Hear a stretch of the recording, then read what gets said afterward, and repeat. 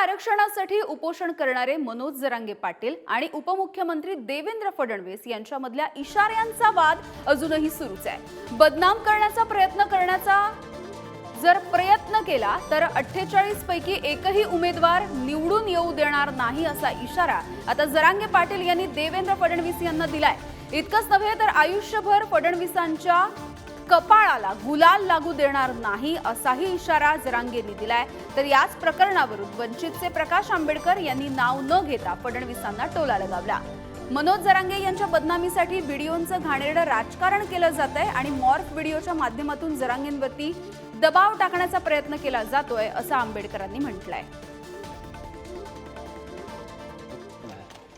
आल्याला घात जावा म्हणून मी अन्याय सहन करतो, तुम्ही बी करा।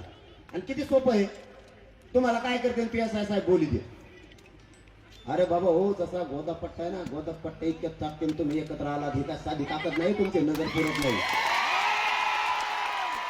तुम्हाला घ्यायला लावली संवाद बैठक, तुम्ही घेतली विराट सभा आणि समजा PSI साहेबांनी बोलिलं काय नाही ठेवा, तुम्हाला बोललं तर कचकून जाऊन बसायची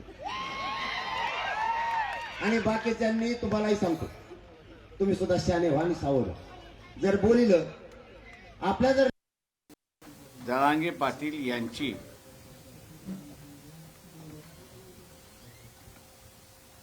शॉपिंग करून एक व्हिडिओ करण्यात आलेला आहे।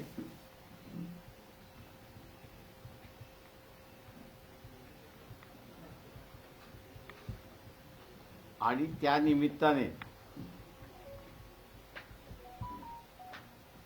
दबाव टाकण्याची शक्यता आहे, त्यांची बदनामी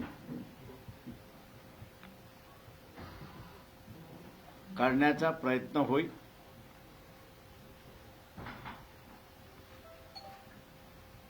आणि त्यांच्याबरोबर असणारा मास हा विचलित केला जाईल।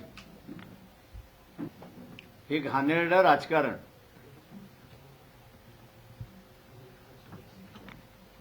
इथे इनविजिबल शक्ती या करता आहेत।